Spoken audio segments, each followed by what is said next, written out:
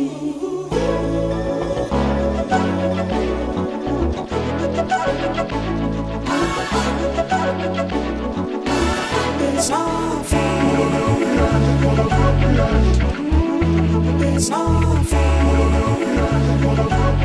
evening, everybody.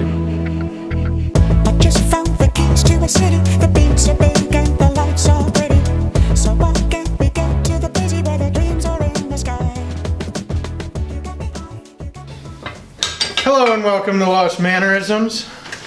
I am your host, Forrest, and we actually, for the second time, have three hosts today. What is technically our Thanksgiving episode? Happy Thanksgiving. Just gonna say that and not say who you are? My name's Adam. My name's David. Oh boy, we're off to a rocky start. This is gonna be fun. Our drink of the week this week is water. Because it's very important to stay hydrated, especially when you like beer. And we've had a long, busy morning. We had to go kill turkeys and went shooting, and we blew up a half pound of tannerite. Now they're just gonna sit there and agree. Don't you have a joke for us? Yes, Forrest has forced me to say that a word of wisdom I once learned about 25 minutes ago was that outside of a dog, a book is a man's best friend, but inside of a dog, it's too dark to read. So, we blew up tannerite, we went shooting, we had a good time. You did, yeah. You guys learn a lot today? With the turkeys? Yeah, the turkeys, it's a really cool process. I mean, the whole thing is based around keeping it humane for the turkeys, because even though we're eating them ultimately, we don't want it to be a bad experience. So from the very get-go, you catch the turkeys, you cut their neck in the most humane way possible, because you just want them to bleed out quickly and efficiently, and then we move on to the scalding process. So you dump them into this 55-gallon drum full of water and Hot water. Forrest's grandpa told me the exact temperature is the temperature where you can put your hand in it 3 times, but not 4. So very precise. And you dunk them there for about 15 seconds or so. And Dave, do you know why you're doing that? It helps loosen them up so you can get the feathers off pretty easy.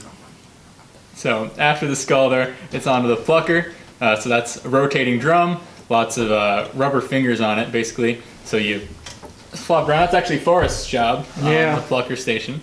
So you get all the feathers off, and then it's into the actual barn to do some further processing. And once you get into the barn, we go cut the feet off right at the knee joint, throw the feet out, also clean them up a little bit, clean off the rest of the residual feathers, and put them in cold water until we're ready to cut the rest. And then you got them, which is actually what we went into in our segment today. But we are getting a little ahead of ourselves. I wanted to say really quick, the thought on cutting their throats is that it cuts off the blood circulation to any animal's brain. Well, I guess not any animal, like a snake, but it cuts off the blood flow to the brain, so it basically in a couple seconds they can't feel a single thing. And then as soon as you cut that throat, it goes from being an animal to being a food product. So you have to start thinking about food safety right off the bat. Yeah. So you're trying to get that internal temperature down. Once it's inside the processing barn, you're making sure you're not having any dirty surfaces like the feet touching the surfaces you're using to process the actual meat. And it all becomes about sanitation then. Keep your hands washed the whole time, everything like that. Yeah, it's all a big important process. Adam, will you reach down and hand me the matches? And I got some matches. He's got the matches. I'll relight once I start getting into the news a little bit. We just had a huge snowstorm in New Jersey, and everybody got screwed, basically. Everybody. Well, it was surprising. The reports are in, and it says that nearly 1,000 accidents happened over the course of one day. 1,900 people stranded in the snow, which is honestly surprising to me. I don't know. It seemed like people forgot how to drive in the snow just because it happened a little bit earlier than we were expecting. Yeah, I think it was a couple things. I mean, it was the first snowstorm of the year, so that's always a little bit unexpected. And the original forecast called for rain pretty quick after the snow was supposed to start, but that never happened. Just kept on snowing, so kind of took everybody by surprise. Well, it did turn to rain about 8 o'clock at night. Yeah, Forrest would know better than all of us. He's been out plowing. And so I do a highway. And if you live in New Jersey, you notice the snow started falling probably around 11 or 12. And they didn't call us out with plow trucks until just a little before 3. So because there was already 2 inches of snow on the ground, everyone was driving slow. It took us an hour to do what's normally a 15-minute drive to get to our plow site. And we do a main highway. So that was fun.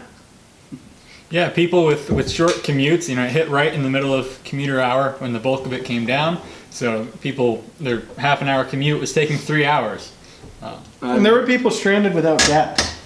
Yeah, I heard some folks in North Jersey normally would have a 40-minute, 1-hour commute. We're out there for 5, 6, even 8 hours, I heard from one person. So that was a rough night.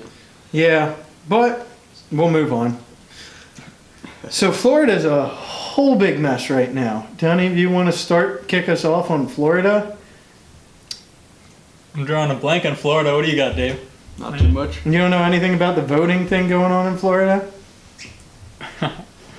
Nothing? How about you take this I heard one they're forward? having a recount, but that's about it. They're having a recount, but then the news says that they're recounting the wrong votes.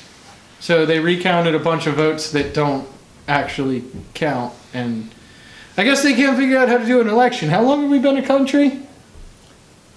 200 and something years. Jeez. It's been a while. So we've been a country for 200 and some odd years, and we can't figure out how to vote. Well, what's Or surprising? count. I mean, I guess maybe some of these people can't count past 10 or something. It always surprises me that these states are still using the paper ballots, not the Yeah. electronics like we have here, because I think that would just kind of make it a whole lot easier. But Even the electronics are flawed. You ever seen the video where they tap on one candidate and the other one gets selected? Yeah. Yeah. But what's worse is I have something written down that can't be said about a big incident with somebody who's apparently trans. There's a middle school where this one transgender boy, if I say transgender boy, what does that mean? Either of you, someone, Okay. help me out here. It is a girl that identifies as a boy. Okay, so middle schooler, what? 13 to 15? Somewhere around there? Yeah, younger than that. Younger? About 10 to 13? Oh, well, I haven't been in, 11 or 12. so I haven't been in middle school for a long time. I guess I'm having too much of the alternative drink of the week, but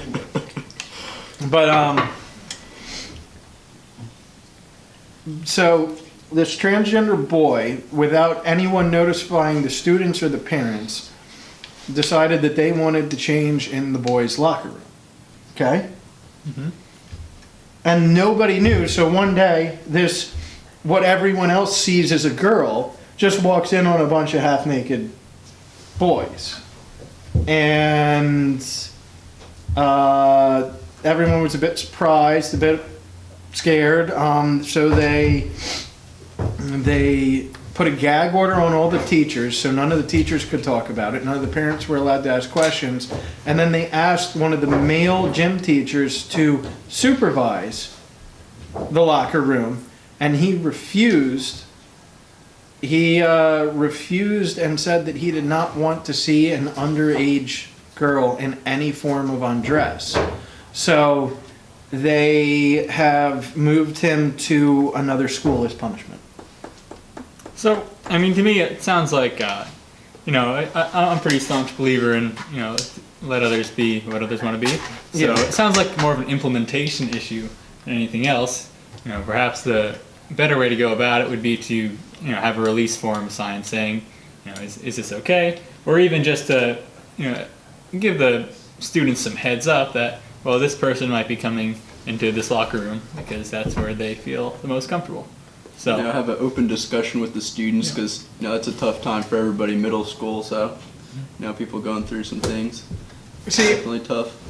I don't want to get into the whole you can't actually be transgender below 18 debate because that's going to turn a lot of heads.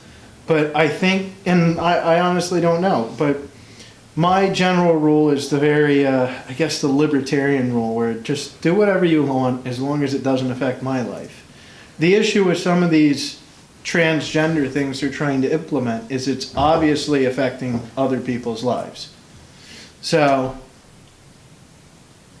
hey, how much time does it say we have left on the recording?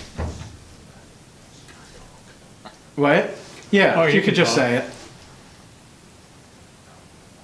it. 8.5. Oh, okay. So we're gonna have to move a bit quicker. We're already at almost 20 minutes. Jeez. They're trying to burn California to the ground again. What is this? The 5th time they've had a wildfire that's killed people? You have some personal experience with wildfires. I do. I was working in New Mexico over the summer, and we had a 37,000 acre forest fire where we were evacuated from, and within the same month we had 3 more. So this winter, this past winter, was pretty bad because they didn't get a lot of snow, and they didn't get a lot of precipitation in the spring, and that's really normal, you know, and that you can really kind of withstand that lack of precipitation as long as there's snow melt coming off the mountains to keep things. Does that from getting affect too crispy. California? It does affect California because Okay. they had the same thing. They had a light snow year, so that's why a lot of these things are compounding. And the other issue is that we haven't actually been maintaining our forests. We've been doing forest fire suppression for the past 150 years. So any fire that breaks out, we put out immediately, and you know, we protect houses like Well, that. But Actually, okay. the one thing, well, New Jersey sucked at getting us called out for the snow. They are very good about maintaining the natural burning of the forest. And I think the issue that you get in California is it's a bunch of hippies. Darn hippies. Darn hippies. Well, so basically you get people who get upset that you're going to burn down forests. But a lot of those people don't understand that there are actually plants that require fire in order for their seeds to, like, there's a, I can't remember. Like the ponderosa pine, you know? Yeah, that's it. it. Requires forest fire heat to release the seeds from the pine cones. And then when you burn it, it also puts all the nutrients back into the soil and lets new plants grow, and it prevents the buildup of dead material. And that's the big thing, preventing the buildup. You know, so when I was out there over the summer, I did about a month of timber stand improvement, which is where you cut down any like junipers and other dead trees that act as ladder fuel. Because forest fires are inherently good. You know, they're natural, it's been happening for millions of years, but you want them on the ground. If you have too much fuel, like if you've suppressed your forest fires for 100 years, then the fire gets too hot, goes into the canopy, and kills all the trees instead of just singeing their trunks. So some proper management, and that's expensive, and it takes a long time, but I think people are going to get the idea, and I hope people are going to get the idea if we keep having giant fires like this. Hopefully. Well, that's really the issue with not letting natural forest fires happen. Now, but all we need now is a big earthquake to happen and separate California from the United States, and then we could make LA a penal colony. And since we like to talk about Kurt Russell, we could get Kurt Russell to go into California. So, moving on, we'll talk about it after the segment. But our segment today is going to be the actual cleaning of the turkeys and the actual gutting part of what happens after you kill them. You take the legs off, you make sure everything's clean. So let's jump right into that since we pushed a little long, and we'll talk about it a little after.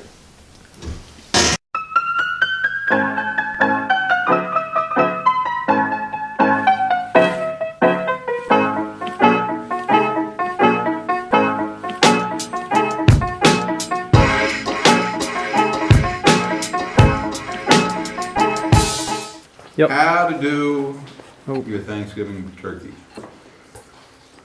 Good? Yep. So when you cut in through here, if you watch, you can just fillet and you just follow the top of the tail.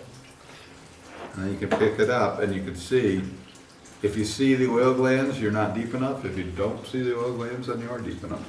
And it's funny, they're kind of mustard yellow, and it really is what you don't want cooking on the end of the bird because it makes that whole back end smell funny. Then you split the top of the skin by kind of holding your hand on the side of the skin and pulling it back. It's kind of like peeling a banana long ways. And I believe if they're colder, they pull apart easier, but these are fresh and warmer, so they move easier. And then you kind of peel back and you walk the neck back up, all the way back to as high as what you think somebody would probably get in the store. And I guess that's kind of my, I'm always thinking about what, if somebody, when people used to buy the turkeys, you know, if it wasn't what they would expect from the store, then it wasn't really what they were gonna pay top dollar for. In the real world, I just think being able to dress any kind of chicken, turkey, goose, duck, whatever, because if you were trapped somewhere, you needed to eat, you can almost always find a chicken. Then if you get it in the right spot, which apparently I did, sometimes you gotta wrestle a little more than you want.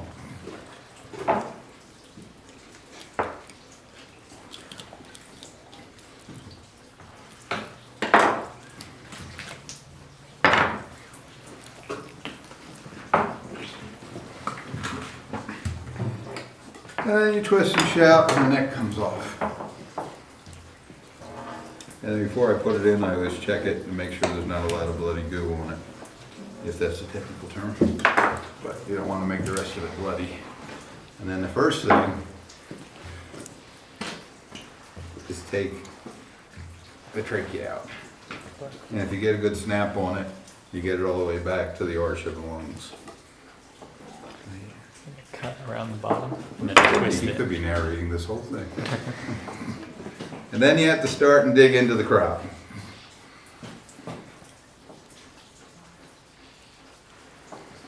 And it's always attached. You're not going far enough up on that one. Well, you may be, but see how far? I'm going to spin this. I'll show the camera in this, show you. Listen, and when you're doing it, you use the heel and the knife and you just kind of cut around on both sides.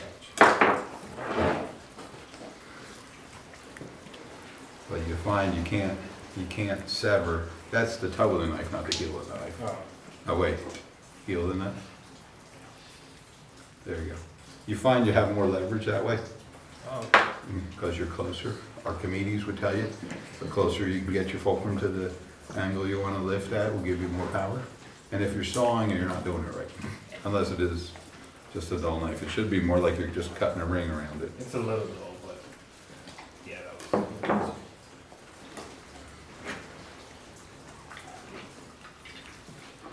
And then when I'm doing it, I pull in and kind of pull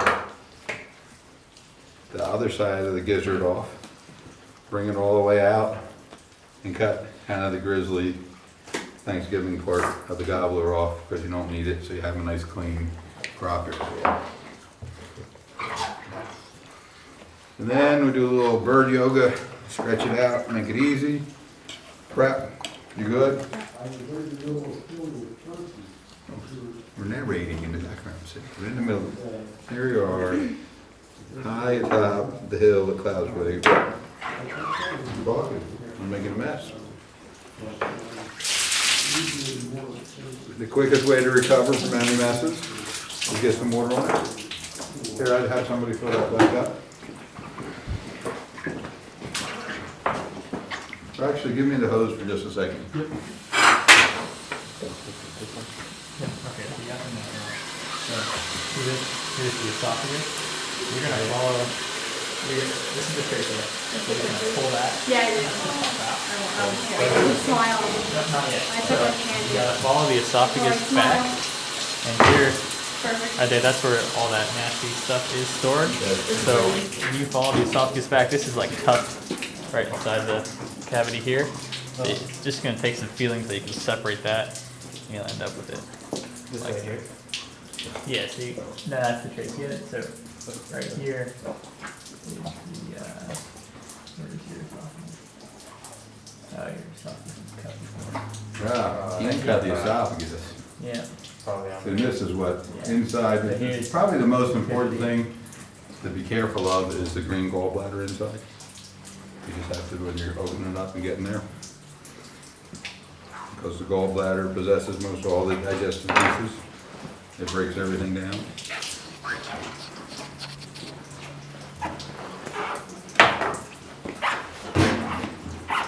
Get a rinse job, clean up on aisle 8. If you get to the top, it's up.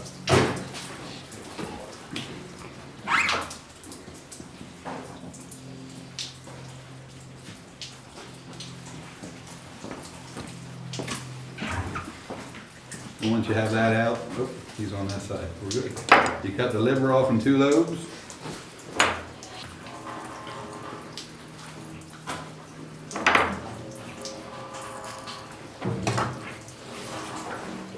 Livers, heart, gizzard.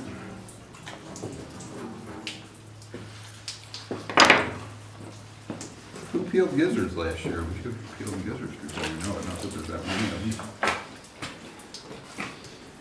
them. And the last thing, well, not the last, second to last. Take, split the heart out. The reason to split the heart is to get the blood out, pump it out with your hands.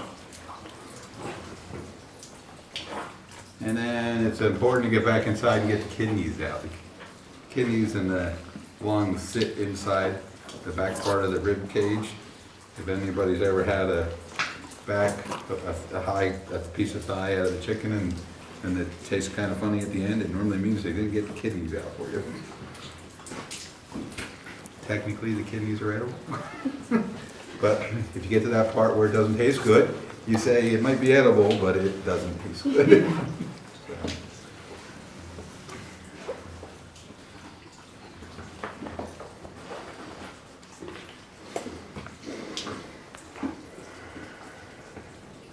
And dragging the lungs out is always, in a perfect world, the lungs come out at the beginning. I don't know if you can pick that up on your video. You can see how they web in, each notch there goes into the rib cage. And they're molded into the rib cage, and that's why, unlike the mammal, that when you're eviscerating it, comes out real easy. The lungs and kidneys are hung right in there because they're wedged right up into it.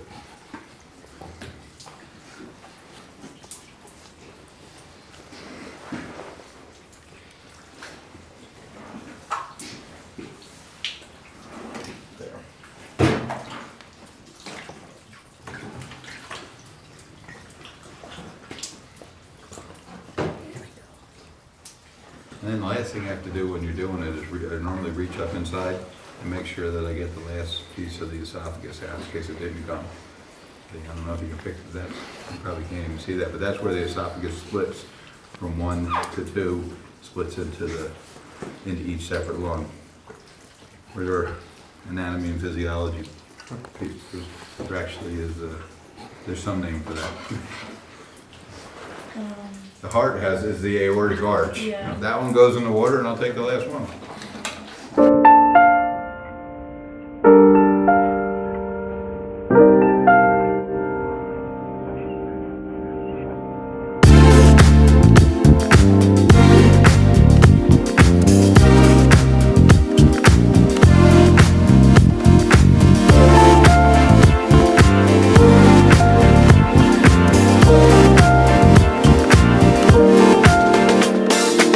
I can't no doctor.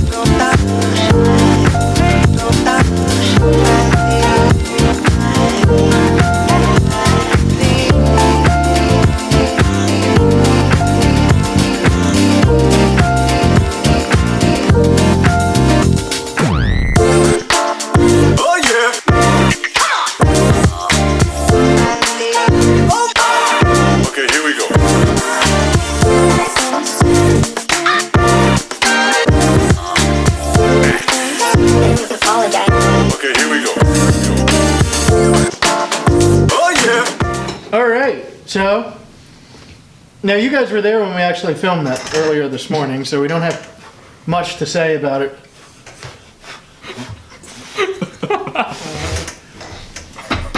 We don't have much to say about, like, we weren't like, wow, that just happened. How about that? No. What'd you guys think? Since you guys have barely been saying stuff over there, Whoa, Dave. whoa. Actually, you've been all right. We got everyone on the far chair never talks. Anthony was just sitting here puffing away on a cigar, relaxing. You're just sitting there. Yeah, so I mean, it was a pretty fun experience just to kind of learn how to do all that. It's a pretty complex process. Important to keep everything safe at every step. Food safety, safe for the person who's doing it. But yeah, I mean, your dad and your grandfather are great teachers for that. So. Yeah, and there is more to it than what we were able to show in the video, because unless you have like 6 cameras set up and like a snake camera to fish inside of the turkeys, but you can't really Future episodes. future episode ideas. So there is more to it. I tried to give you 2 angles, so But go back into that and just look at the skill, the very fine skills that we maybe didn't talk about. But these guys have been doing it for years and years. They've done thousands of turkeys, so there's a lot of finesse that goes into it. yeah. I think my dad did an all right job with showing up and talking about that. So, I don't have any Manly products this week. Has anyone here seen a Manly product? We actually have a semi-live audience today. Let's hear a cheer from our studio audience. Our audience, yeah. Great. If you want to talk about it, You can. okay. I'll talk about. Oh shit! Oh, okay. It went right into our new light. What are we talking And by the way, the person who just spoke and the one who shouted was the secret host who has not shown up to an episode yet. And the only time he shows up, I have 3 hosts. It's a secret. If you watch our episodes, you know who he is. You at least know his name. I'm Stanley. No, Stanley's dead. Oh yeah, Stan Lee died. Stan Lee died. Yeah. Stanley. Stanley. Stan Lee. Stanley. Yeah. Let's pray. The guy who There's wrote no all more the Marvel Superman stuff? Black and Decker and Stanley. Okay. So, I guess Thanksgiving's coming up. Do you guys want to talk about what you're thankful for? I'm thankful for lost mannerisms. Oh, Jesus. All right. All right. movies. Forrest, this camera makes you dead sexy. Oh. Can you say that? Yeah, why not?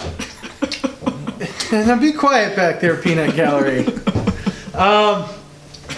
Now, I'm not Elon Musk's biggest fan, but his Boring Company, since they sold all those flamethrowers, why? Yeah. Because his company is solely, like, they're like, oh, Elon Musk's made so much money. If you go back and look into it, like 3/4 of that's government subsidies. Like the government's just paying him To do what? to build, well, asked not to build Teslas anymore. But, He's like a Bond villain. yeah, He's the perfect name for it, too. yeah. And the right look. He has his own space thing going on. Yeah, and you have to talk a little quietly. It's like Moonraker. Yeah. Jeez. But since he sold all those flamethrowers with the Boring Company, did anyone here get one of those? Because I kind of wanted one. Elon Musk sells flamethrowers. Elon Musk sold flamethrowers. He, To me? Little I don't want propane powered. yeah, you could have gotten for $500 or $600. They would have just shipped them to you. They're like But a flamethrower. he was trying to fund a Boring Company, and now it's not a dull company. They're trying to build. Ouch. What? I said ouch. Dad jokes. He's trying to bore tunnels underneath of California, To do what? reduce You should congestion. put it out first. Some of these people should say so. Yeah, you should put it out. Some of these people should say something. You guys should be saying what they're saying. I don't know. I'll talk all day. Right here, we have a script. Yeah, don't And you'll follow see. it. There is nothing about a Boring Company on this script. It actually says it right there. His Boring Company. Well, I don't have a has script finished anymore, digging so I its can't first look. tunnel. So is he Wow. trying to have like? This thing, Do that. this thing is super short. Is he doing like underground tunnels for cars or? Yeah, he's trying. trains, They're or- trying to reduce congestion by boring tunnels. I think he's tunneling under the demilitarized zone Yeah, into South Korea. yeah. All right. You are coming back for the next episode. Sure. when is it? Okay. So, you keep saying that, but you never show up. I have work on Sundays. Okay, we'll do it Saturday. Alright. I mean, sometimes I work on Getting really Saturdays. personal. All right. So they finished digging their first tunnel, and Black Friday, Cyber Monday are coming up. So any product we've told you about in the past, which you should subscribe and go back and watch our old episodes to see what some of those products are, it's probably a good time to buy those products.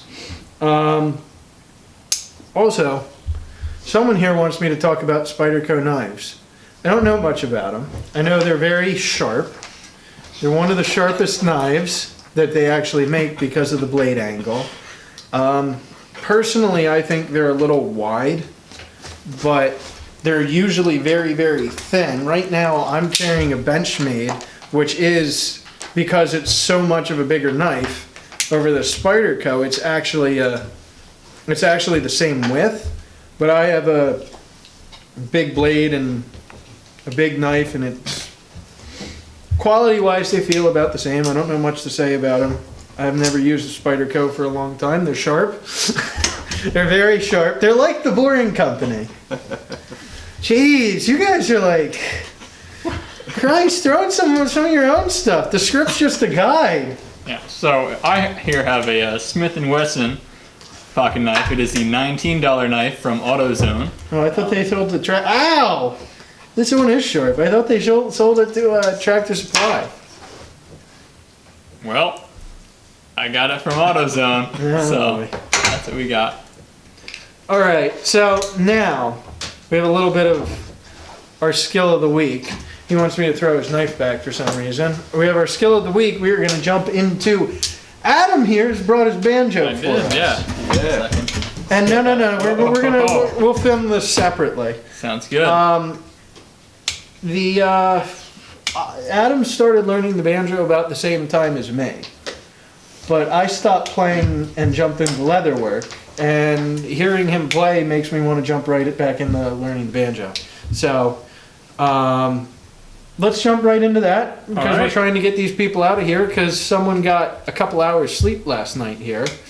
2 hours of sleep. So, she got 2 hours of sleep. I got 3 hours of sleep the night before. We're all working on a little bit of sleep. I don't know. I don't know. They're asleep over there. So, let's jump into the banjo and then we'll come back for our closing.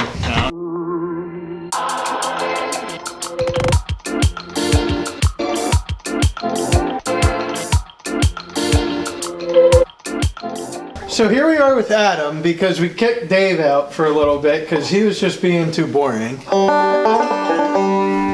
And Adam over here plays banjo very well. So our manly skill of the week this week, if it's somewhat in tune because it came from kind of inside and now we're outside and the strings adjust and there's a whole lot to it, but he's gonna play us a few songs right over her. Sure.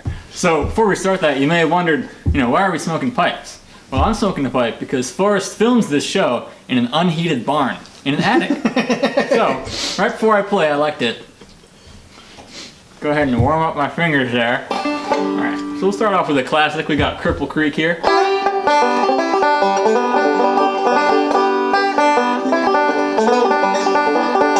Oh boy, the fingers are cold. So, as Forrest was saying, when you go from different temperatures, things change in the banjo. And people say the best way to tune a banjo with a wood chipper, actually. But if What? you're gonna try and actually tune a banjo, What's a wood chipper? a wood chipper, yeah. So you basically pick the whole banjo up, throw it right inside a wood chipper, and it sounds better than it did before. So, Wow, yeah. One of those things. one of the challenges with tuning the banjo is that the head here is just a skin head. So, We got it fresh off the turkeys today. Oh, Jesus, it's skin. So, whenever you're changing the tension of one string, you change the tension of all the strings. Skinhead. You keep quiet over there. So, I bet some people are curious about a banjo because, you know, a lot of people only know it from, what was it, Deliverance.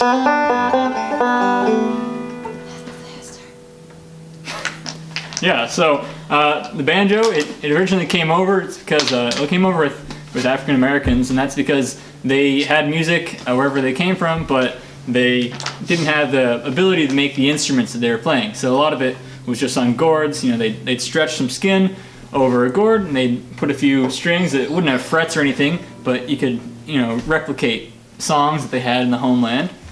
And then over the years, we've adjusted. You know, when we first got the banjo here in North America, we played something called claw hammer. So basically, it's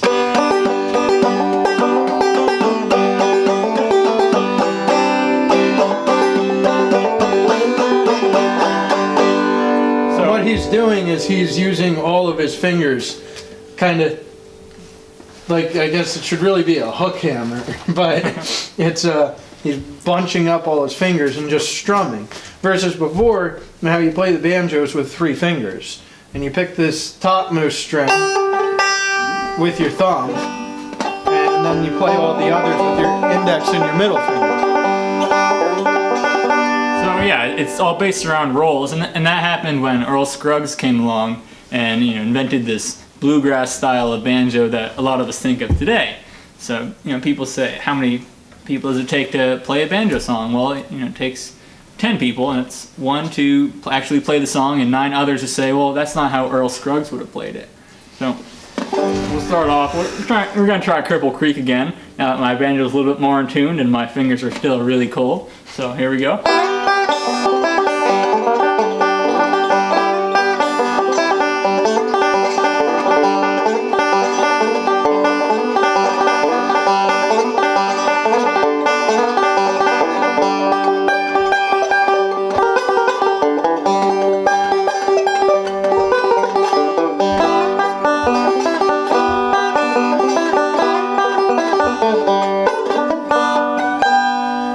Well, now that I already know how to work on leather and there's no practice involved, if I ever make anything, it's just someone has to give me what they want me to make and I just make it. And Yeah. now I gotta practice this again, Definitely, yeah. It's the most fun I've ever had with an instrument. and then we can play dueling banjos, but I guess technically you're supposed to have a guitar, but We'll make it work.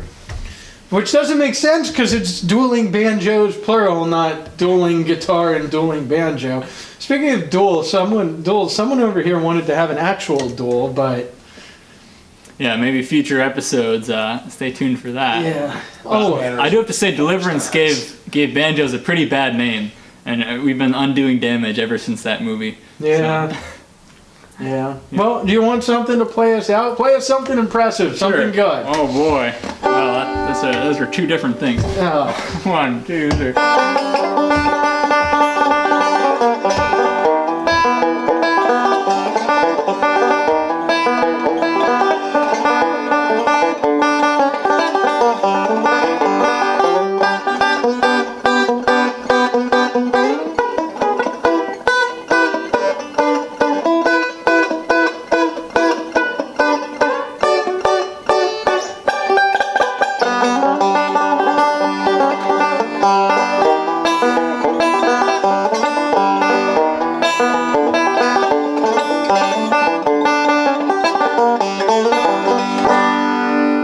Why won't this pipe stay lit? Adam, why don't you talk about pipes for a second? Because we've been smoking them all show and haven't said a single thing. Non-flammable tobacco. Yeah, we haven't brought this up, so I don't know. I started smoking a pipe because you know, I enjoy a good cigar, but they're pretty expensive. So if you're a poor man like me, you can get, you know, a half pound of pipe tobacco for the same price as a cigar.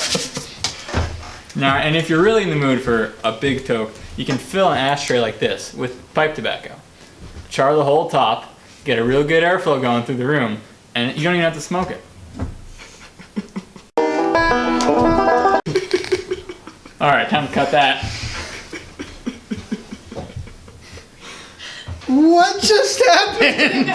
Why are you trying to kill people? This will make the director's cut. I know he's not going to edit it out, too. Yeah, I will. It's too lazy. All right. You don't think I will? I don't know. We watched the other one, and you said to Carlos, "Don't worry, I'm going to edit this out." And we watched it on YouTube. Yeah. There are some things that I just don't cut out. Like I say, I'm going to cut them out. But I'll remember this. What did I say I was going to cut out to Carlos? I don't know. Let's do this. All right. We've been doing this. You blowing his feet away with the fire extinguisher. Oh, yeah. No, I did cut some. I cut some of that out. I cut some of the end of that. Just not what you promised. Yeah. Which makes you to your viewers a liar. Yeah. No, I make to Carlos I'm a liar, and maybe Yeah. that's why he hasn't answered me since then. So, well, you've been sitting here cursing. Right before that, you played the banjo for us. I did. Yeah, so the banjo, funny enough, I actually learned it because I wanted to impress a girl. So she liked Mumford & Sons, so I bought myself a banjo, got a band together, and we learned a song in a week, and we performed that at an open mic night. She didn't show up, but I learned how to play the banjo. It's become one of the most fun things I do. I played guitar for years, and I always had to make myself practice, but banjo is just something fun to come home to and pick up and play for a little bit. So We were roommates last year at Rutgers, and all the time we had him be playing his banjo. We'd sing along, get a whole group in there. It's a fun time for everybody. So, yeah, the banjos, it's been fun. And it's good to learn something, you know. I think we all have our different things. Forrest does leather work, so just having a hobby is a really great way to improve yourself while also keeping busy. Yeah. Well, my main hobby's cars, but old cars. But just like how I prefer cigars, but while in college, I picked up this pipe, and I just had to lower my cost of all of my hobbies and my activities. So I picked up a pipe. It's cheaper, and once you buy the pipe, this was like a $200 pipe. No, it was like a $100 pipe. This is like $10. Yeah, but I also picked up leather working, which maybe we'll touch on that at some later episode. Because they didn't make a gun holster for one of my guns. So, yeah.